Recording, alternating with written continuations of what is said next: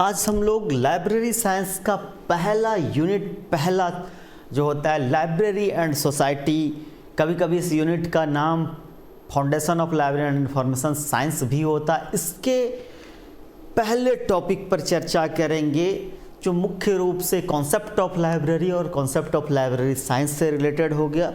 तो हम लोग पहले देखते हैं ऑरिजिन वर्ड। लाइब्रेरी को समझने के लिए, हम लोग लाइब्रेरी साइंस को समझने के लिए सबसे पहले समझते हैं कि लाइब्रेरी वर्ड का ऑरिजिन कहाँ से आया। तो लाइब्रेरी वर्ड जो है, इसका ऑरिजिन वर्ड लाइबर है, LIBER। लाइबर जो एक लैटिन शब्द है। लाइबर जब एग्जाम में पूछ सकता है लाइब्रेरी शब्द की उत्पत्ति किस से हुई है, तो लाइबर से हुई है। लाइब्रेरी शब्द की उत्पत्ति किस भाषा से हुई, तो लैटिन भाषा से हुई है। और यह भी क्वेश्चन एग्जाम में पूछता है कि लाइबर शब्द का अर्थ क्या है। तो लाइबर शब्द का अर्थ होता है बुक, यानी पुस्तक। पुस्तक, लाइबर शब्द का अर्थ होता है पुस्तक। तो यह जो है एग्जाम के पर्पज से लाइब्रेरी वर्ड किससे का ओरिजिन वर्ड लाइबर किस भाषा से आया, लैटिन। और इसका अर्थ, लाइबर का अर्थ क्या होता है, पुस्तक। लाइबर का सिमिलर वर्ड होता है लिब्रा, जो कि एक फ्रेंच वर्ड है। कभी कभी एग्जाम में पूछता है लाइब्रेरी शब्द की उत्पत्ति किससे हुई है, उसमें लाइबर ऑप्शन में नहीं होगा, उसकी जगह पे अगर लिब्रा ऑप्शन में होगा तो लिब्रा को सही माना जाएगा। उस केस में लिब्रा को ओरिजिन वर्ड माना जाएगा सही। हालांकि अगर दोनों ऑप्शन हो, यानी कि लाइबर और लिब्रा दोनों अगर ऑप्शन हो, तो लिब्रा को नहीं बल्कि लाइबर को सही माना जाएगा। लाइब्रेरी जो है, इसका हिंदी वर्ड होता है पुस्तकालय, और फ्रेंच में इसको कहा जाता है बिब्लियोथीका। यह भी एग्जाम में कभी कभी क्वेश्चन पूछता है कि लाइब्रेरी को फ्रेंच में क्या कहा जाता है। फ्रेंच भाषा में कहा जाता है बिब्लियोथीका। इस शब्द यानी अंग्रेजी जो शब्द है लाइब्रेरी, अंग्रेजी लाइब्रेरी शब्द का प्रयोग सर्वप्रथम ऑक्सफोर्ड डिक्शनरी में किया गया था। ऑक्सफोर्ड डिक्शनरी में किया गया था 1374 ईस्वी में किया गया था। 1374 ईस्वी में ऑक्सफोर्ड डिक्शनरी में पहली बार अंग्रेजी शब्द लाइब्रेरी का प्रयोग किया गया था। लाइब्रेरी साइंस शब्द का प्रयोग सर्वप्रथम 1808 ईस्वी में मार्टिन स्ट्रेचनगर द्वारा किया गया था। यह भी एग्जाम में पूछ सकता है कि कब किया गया था लाइब्रेरी साइंस का प्रथम प्रयोग। यह भी पूछ सकता था कि किसने किया था शुरू, मार्टिन स्ट्रेचनर के द्वारा किया गया था। लेकिन कभी कभी एग्जाम में यह पूछता है कि किसने लाइब्रेरी साइंस वर्ड का सर्वप्रथम प्रयोग किसने किया। वहां पर मार्टिन स्ट्रेचनर ऑप्शन में नहीं रहेगा और SR रंगनाथन रहेगा। तो SR रंगनाथन ही सही होगा, क्योंकि SR रंगनाथन वह पहले व्यक्ति थे जिसने व्यापक तौर पे लाइब्रेरी साइंस वर्ड का पहली बार प्रयोग किया। बिब्लियोफाइल एक शब्द होता है, बिब्लियोफाइल, इसका अर्थ होता है बुक लवर, पुस्तक प्रेमी। यह भी क्वेश्चन एग्जाम में पूछता है बिब्लियोफाइल का अर्थ क्या होता है, बुक लवर। प्रथम बार लाइब्रेरी शब्द का एक विषय के रूप में व्यापक प्रयोग, ये सेंटेंस यहां पर थोड़ा सा प्रयोग SR रंगनाथन ने किया था जब उन्होंने 1928 में पहली बार एक पुस्तक लिखा था। 1928 में जब उन्होंने पहली बार पुस्तक लिखा था, जो कि प्रकाशित हुई थी 1931 में, वह जो प्रस्तुत किया था, जो प्रेजेंटेशन, उसका नाम था पेपर का अन्नामलाई नगर में उन्होंने किया था, मीनाक्षी कॉलेज में, आगे हम लोग देखेंगे। उसका नाम था 5 लॉ ऑफ लाइब्रेरी साइंस। तो पहली बार लाइब्रेरी साइंस शब्द का 1928 में उन्होंने व्यापक तौर पर प्रयोग किया था। इसी वजह से अगर आंसर SR रंगनाथन है तो SR रंगनाथन को सही माना जाएगा कि लाइब्रेरी साइंस का प्रथम प्रयोग किसने किया था, SR रंगनाथन ने किया था। लाइब्रेरी साइंस शब्द का एक विषय के रूप में प्रथम प्रयोग डॉक्टर SR रंगनाथन द्वारा 1928 में किया गया था। स्पष्ट है।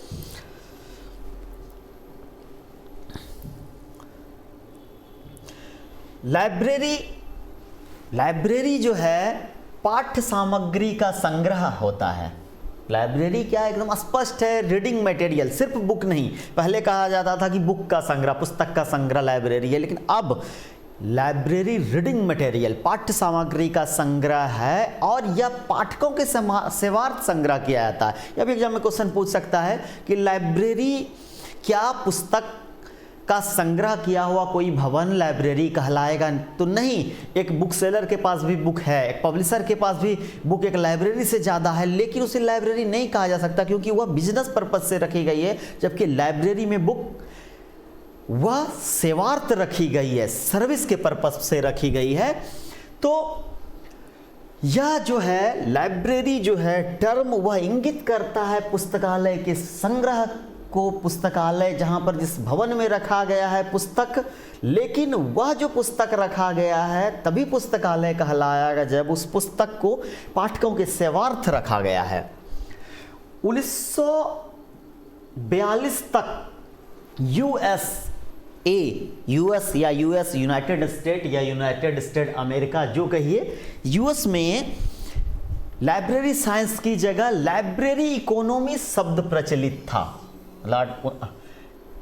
1942 तक, 1928 में पहली बार लाइब्रेरी साइंस प्रयोग किया रंगनाथन ने, धीरे धीरे यह पॉपुलर हुआ सब्जेक्ट के रूप में, लाइब्रेरी साइंस, डॉक्यूमेंटेशन साइंस, इस तरह से। तो सबसे पहले जब यूएस में एस.आर. रंगनाथन के लाइब्रेरी साइंस वर्ड के प्रयोग से पहले यूएस में क्या प्रयोग किया जाता था? वह शब्द जो प्रयोग किया जाता था वह था लाइब्रेरी इकोनॉमी। अंग्रेजी भाषा में पहली लाइब्रेरी साइंस की पुस्तक पंजाब लाइब्रेरी प्राइमर को माना जाता है। अंग्रेजी भाषा में लाइब्रेरी साइंस की first text book, reference book नहीं, अंग्रेजी भाषा में लाइब्रेरी साइंस की प्रथम टेक्स्ट बुक, रेफरेंस बुक नहीं। रेफरेंस बुक पहले भी बहुत सारी लिखी जा चुकी है, चाहे C.A. कटर की हो book, rules for a dictionary catalogue, इस तरह बहुत सारा आया, लेकिन टेक्स्ट बुक जो है पहली अंग्रेजी भाषा में लिखी गई थी पंजाब लाइब्रेरी प्राइमर, और इसको लिखने वाले थे जॉन आशा डॉन डिकिंसन ने 1916 में लिखी थी यह पुस्तक। आशा डॉन डिकिंसन को श्रेय है पंजाब यूनिवर्सिटी में लाइब्रेरी साइंस स्टार्ट करने का। प्रथम डिप्लोमा कोर्स एशिया में पंजाब यूनिवर्सिटी द्वारा शुरू किया गया था। उसमें मेलविल डेवी के स्टूडेंट को बुलाया गया था। मेलविल डेवी का स्टूडेंट आए थे, उन्होंने उस डिप्लोमा कोर्स लाइब्रेरी साइंस का शुरू किया था और उनका नाम था डॉन आशा डिकिंसन, और उन्होंने पहली टेक्स्ट बुक लिखी थी 1916 में, पंजाब लाइब्रेरी प्राइमर। अब देखिए, पुस्तक हिंदी जो है पुस्तकालय वो दो शब्द से बना होता है, पुस्तक प्लस आलय। पुस्तक प्लस आलय। पुस्तक का अर्थ होता है पाठ्य सामग्री, सूचना स्रोत। अब पुस्तक का अर्थ सिर्फ बुक से नहीं है, CD मटेरियल, इलेक्ट्रॉनिक और डिजिटल और इंटरनेट रिसोर्सेज भी हो सकता है इसमें। कक्ष, आलय का अर्थ कक्ष, भंडार। तो पुस्तकालय जहां पर पाठ सामग्री का संग्रह हो सेवार्थ या उपयोग के लिए, ध्यान देने वाली बात है कि ना कि व्यवसाय के लिए या अन्य सजावटी वस्तु के तौर पे इसको रखा जाए। तो अब देखिए, ये जो पुस्तकालय है, पुस्तकालय मुख्य रूप से उसका जो उसमें प्रलेख होते हैं, डॉक्यूमेंट होते हैं, सूचना सामग्री होती है, बुक होती है, उसके कलेक्शन के आधार पर तीन तरह के पुस्तकालय होते हैं। कलेक्शन के आधार पर, टाइप्स ऑफ लाइब्रेरी की हम नहीं बात कर रहे हैं, टाइप्स ऑफ लाइब्रेरी हम लोग आगे देखेंगे। तो कलेक्शन के आधार पर तीन तरह के पुस्तकालय होते हैं। एक होता है परंपरागत पुस्तकालय, जिसमें प्रलेखीय सामग्री होती है, या पुस्तक कहिए, या सीधी बात है कि मुद्रित पुस्तक। अगर मुद्रित स्वरूप में कोई भी पुस्तक जो है, बुक जो है, वो सब मुद्रित स्वरूप में अगर उपलब्ध है तो वह क्या कहलाएगा? परंपरागत पुस्तकालय कहलाएगा। डिजिटल लाइब्रेरी दूसरा प्रकार होता है, डिजिटल लाइब्रेरी। तो डिजिटल लाइब्रेरी में इलेक्ट्रॉनिक सामग्री, यानी कि इलेक्ट्रॉनिक फॉर्म में जो सूचना होती है, इलेक्ट्रॉनिक फॉर्म या कंप्यूटर पठनीय फॉर्म या कंप्यूटराइज्ड फॉर्म भी कह सकते हैं, वह सूचना कहलाती है जब ऐसी सूचना डिजिटल या इलेक्ट्रॉनिक या कंप्यूटराइज्ड इंफॉर्मेशन, कंप्यूटर पठनीय स्वरूप में जो इंफॉर्मेशन लाइब्रेरी में होता है उसे कहा, वह उस तरह का लाइब्रेरी कहलाता है डिजिटल लाइब्रेरी। यह ध्यान देने वाली बात है, क्योंकि डिजिटल का अर्थ हम लोग समझ लेते हैं इंटरनेट, नहीं, डिजिटल लाइब्रेरी बिना इंटरनेट के भी चल सकता है। एक लाइब्रेरी में 50 कंप्यूटर है, सब आपस में जुड़े हुए हैं, या हर कंप्यूटर में ई बुक्स स्टोर है, आप बिना इंटरनेट के भी उसको, उसके हार्ड ड्राइव में है, उसके स्क्रीन पे उन्होंने रखा हुआ है फोल्डर में बना के बुक्स, तो आप उसको पढ़ सकते हैं। इलेक्ट्रॉनिक फॉर्म में है, वो कंप्यूटर फॉर्म में है, वह डिजिटल फॉर्म में।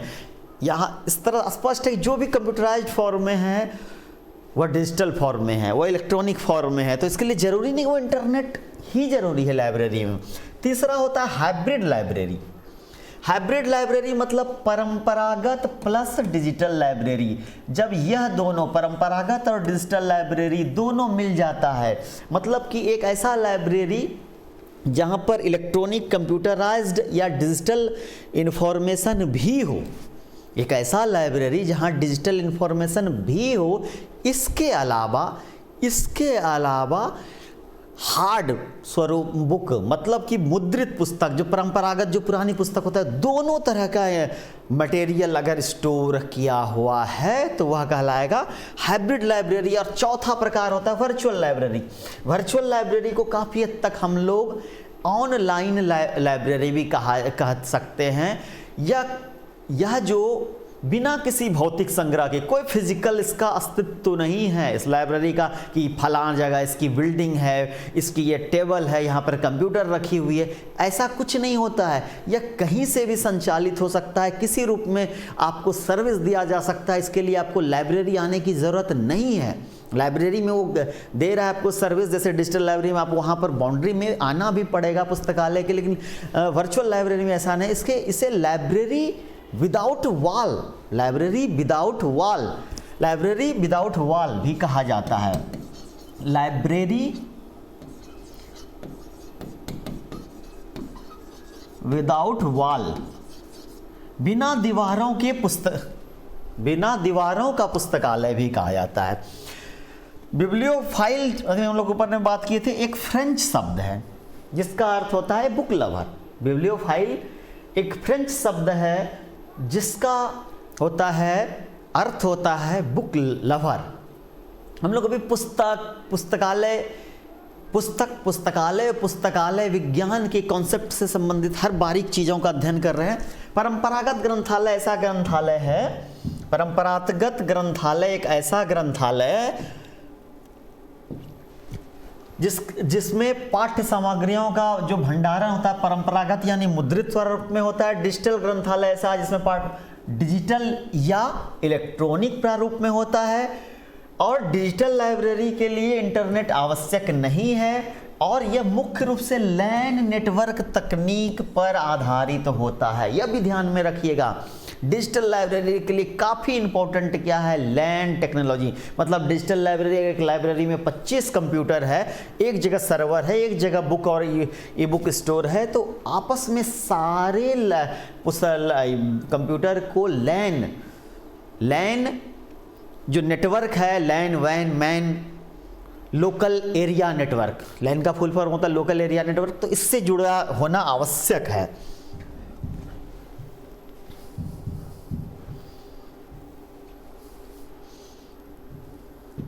वर्चुअल ग्रंथालय को बिना दीवारों का ग्रंथालय भी कहा जाता है, लाइब्रेरी विदाउट वॉल भी कहा जाता है। इस तरह के पुस्तकालय के लिए इंटरनेट आवश्यक है। किसके लिए? वर्चुअल लाइब्रेरी के लिए इंटरनेट आवश्यक है, इंटरनेट अति आवश्यक है। बिना इंटरनेट की तो आप कल्पना ही नहीं कर सकते हैं वर्चुअल लाइब्रेरी की। वहाँ डिजिटल लाइब्रेरी बिना इंटरनेट के भी चल सकता है। ये कुछ मेन चीज हमने बताया। प्राचीन प्रलेख के अनुसार मिस्र में पहला पुस्तकालय राजा ओसिमंडिया ने स्थापित किया था। पहला पुस्तकालय किसने स्थापित किया था? राजा ओसिमंडिया ने स्थापित किया था। अलेक्जेंड्रिया का प्राचीन पुस्तकालय 300 ईस्वी पूर्व स्थापित किया गया था, जो काफ़ी कुछ पुरानी पुस्तकालय जो प्रसिद्ध रही है। राजा ओसिमंडिया का जो मिस्र में उन्होंने पहला पुस्तकालय लगाया, फिर अलेक्जेंड्रिया का प्राचीन पुस्तकालय। इसके बाद भारत में की बात करें तो नालंदा विश्वविद्यालय पुस्तकालय। इस पुस्तकालय का ख्याति उसमें बहुत दूर दूर तक था और इसका पुस्तकालय का जो बिल्डिंग कहलाता था धर्मगंज। यह भी क्वेश्चन पूछ सकता है कि लाइब्रेरी नालंदा पुस्तक लाइब्रेरी के बिल्डिंग का नाम क्या था। लाइब्रेरी जो था बिल्डिंग उसका नाम था धर्मगंज। नालंदा विश्वविद्यालय पुस्तकालय के बिल्डिंग का नाम धर्मगंज था और यह तीन इसमें इसके बृहत कक्ष थे, 3 कमरा था। इस लाइब्रेरी का इस बिल्डिंग के 3 भाग थे।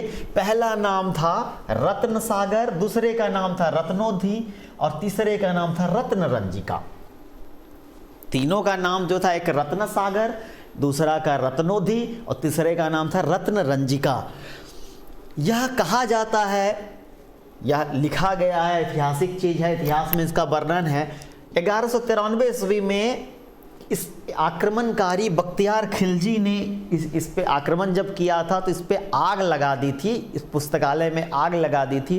पुस्तकालय को जलाना, पुस्तक को जलाना एक तरह से एक संस्कृति का विनाश कर देना होता है और इसी उद्देश्य से उन्होंने आग लगाया था। और कहा जाता है कि 6 महीने तक पुस्तकालय में आग लगा रहा, वो जलते रहा। सोच सकते हैं कि कितना वास्ट कलेक्शन, कितना विशाल संग्रह इस पुस्तकालय के पास था कि पुस्तक जो कागज की होती है, जो आसानी से जल जाती है, ऐसी चीज़ें भी जलने में 6 महीने तक जलते रह गया।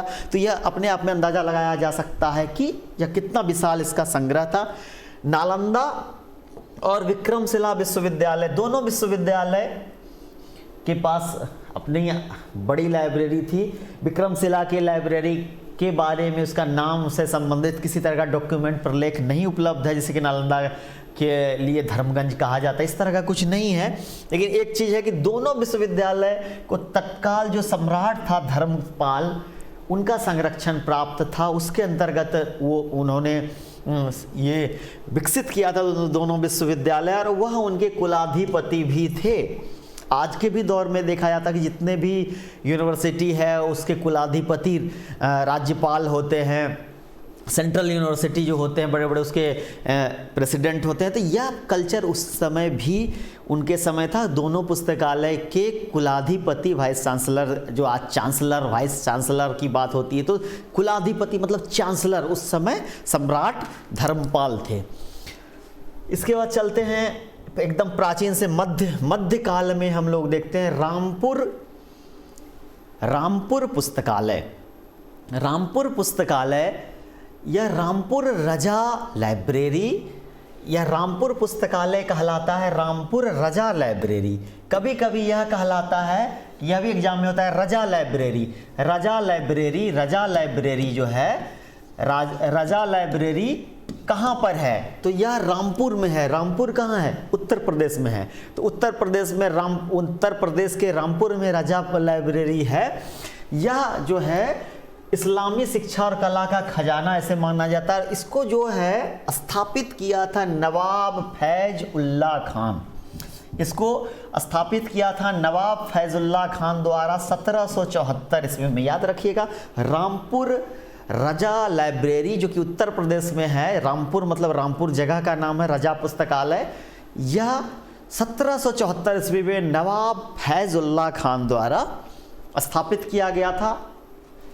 S.R. रंगनाथन को पुस्तकालय विज्ञान के क्षेत्र में उनकी महान सेवा के लिए 1957 में पद्मश्री से सम्मानित किया गया था।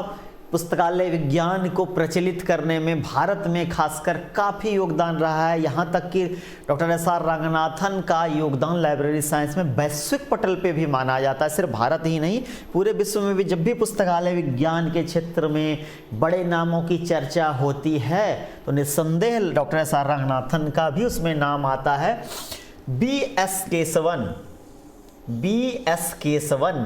केशवन भारत के राष्ट्रीय पुस्तकालय के पहले पुस्तकालय अध्यक्ष थे।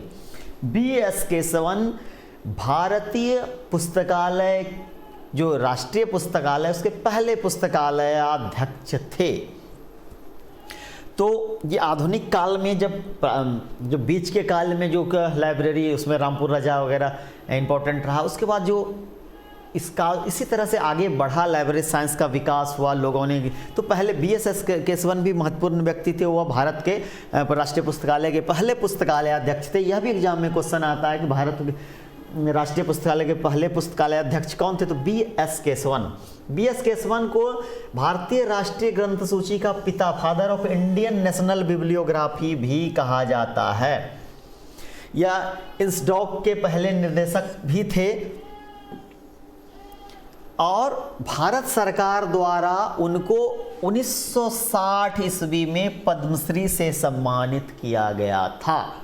BS केशवन को उनके योगदान के लिए, शिक्षा के क्षेत्र में, लाइब्रेरी के क्षेत्र में योगदान के लिए उनको भारत सरकार द्वारा 1960 ईस्वी में पद्मश्री से सम्मानित किया गया था, पद्मश्री से सम्मानित किया गया था। दूसरे महान व्यक्तित्व, हम लोग कुछ महान व्यक्तित्व की भी कुछ चर्चित लाइब्रेरी के साथ लाइब्रेरियन की हुए हम लोग चर्चा करते जाते हैं, क्योंकि इन सारी चीज़ों को समझे बिना लाइब्रेरी के पूर्ण कॉन्सेप्ट को समझना, लाइब्रेरी साइंस में आगे बढ़ना बेहतर नहीं होगा। तो दूसरे हैं अनैया वेंकट रमन्या, अन्नयंकी वेंकट रमन्या।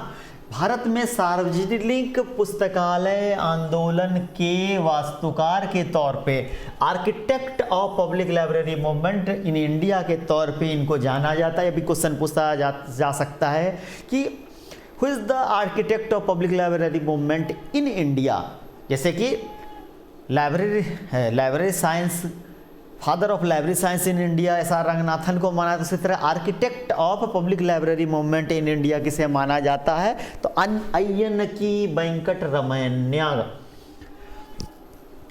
उन्हें 1914 में भारत में प्रथम राज्य पुस्तकालय एसोसिएशन अय्यनकी वेंकट रमन्या द्वारा भारत में पहला स्टेट लेवल एसोसिएशन उन्होंने आंध्रा देसा लाइब्रेरी एसोसिएशन के नाम से 1914 में एक लाइब्रेरी एसोसिएशन खड़ा किया था, और यह भारत का पहला राज्य स्तरीय लाइब्रेरी एसोसिएशन था। उन्हें बड़ौदा के महाराजा द्वारा ग्रंथालय पितामह की संज्ञा दी गई थी। यह भी पूछा जा सकता है अय्यनकी वेंकट रमन्या को किसके द्वारा ग्रंथालय पितामह कहा गया था, तो बड़ौदा के महाराजा द्वारा उन्हें ग्रंथालय पितामह कहा गया था। और भारत सरकार ने 1972 में उन्हें पद्मश्री पुरस्कार से सम्मानित किया था। अब महत्वपूर्ण व्यक्ति तीसरे पे जाते हैं, एस बसरुद्दीन अलीगढ़ मुस्लिम विश्वविद्यालय के लाइब्रेरियन थे। उन्होंने बहुत काम किया है, लेकिन वो पहले अलीगढ़ मुस्लिम विश्वविद्यालय के जब लाइब्रेरियन थे, तो अभी जो मौलाना आज़ाद लाइब्रेरी जो है अलीगढ़ मुस्लिम विश्वविद्यालय का, जो कि भारत ही नहीं एशिया ही नहीं विश्व के बेहतरीन एकेडमिक लाइब्रेरी में से एक थे, तो इसका जो है इस विश्वविद्यालय के वास्तुकार आर्किटेक्ट जो है एस बसरुद्दीन को ही माना जाता है। भारत सरकार ने उन्हें 1976 में पद्मश्री पुरस्कार से सम्मानित किया था। एस बसरुद्दीन आगे चल के राजस्थान विश्वविद्यालय जब बना था तो उसके पहले प्रोफेसर एंड हेड भी बने थे, उसके पहले विभागाध्यक्ष बने थे। इसके साथ ही प्रोफेसर बसरुद्दीन एटलिस एक संघ है, इसका हम लोग आगे चर्चा करेंगे, संघ पुस्तकालय संघ एटलिस के प्रथम अध्यक्ष के तौर पर भी इन्होंने योगदान दिया था। अब एक अन्य हम लोग देखते हैं प्रसिद्ध व्यक्ति प्रोफेसर P.N. कौला, इसका पूरा नाम था पृथ्वीनाथ कौल, को भारत सरकार ने 2004 में पद्मश्री पुरस्कार से सम्मानित किया था। Professor P.N. कौला द्वारा P.N. Kaula endowment for library and information science की स्थापना 1975 में किया गया था। तो P.N. कौला द्वारा जो स्थापित किया गया था P.N. Kaula endowment for library and information science 75 में किया गया था और इसका प्रधान कार्यालय गुंटूर आंध्र प्रदेश में है। इनका प्रधान कार्यालय गुंटूर आंध्र प्रदेश में है। तो ये लाइब्रेरी साइंस और कुछ महान व्यक्तित्व की हम लोगों ने देख के कॉन्सेप्ट हम लोगों ने समझने का कोशिश किया कि लाइब्रेरी और लाइब्रेरी साइंस किस तरह से आगे बढ़ा है और इसके जो है लाइब्रेरी साइंस के जो संग्रह के आधार पे जो लाइब्रेरी का जो पाठ्य सामग्रियों का संग्रह होता है उसके आधार पे, जैसे परंपरागत पुस्तकालय, डिजिटल पुस्तकालय, हाइब्रिड पुस्तकालय या वर्चुअल पुस्तकालय क्या है, लाइब्रेरी शब्द क्या है, तो यह एक एक चीज़ कॉन्सेप्चुअल है, एक एक चीज़ डेटा है। इसमें से जितना भी बात बताया इसमें से हर लाइन में डेटा है और वो इम्पोर्टेंट डेटा है और हर डेटा से एग्ज़ाम में प्रश्न आ सकता है। इसीलिए ज़रूरी है कि इसे अच्छी तरह से समझा जाना चाहिए, लिखा जाना चाहिए और पढ़ा और याद भी रखा जाना चाहिए। तो एक एक चीज़ को आप लोग इसको लिखिए भी, नोट्स उपलब्ध होगा उससे भी लिखिए।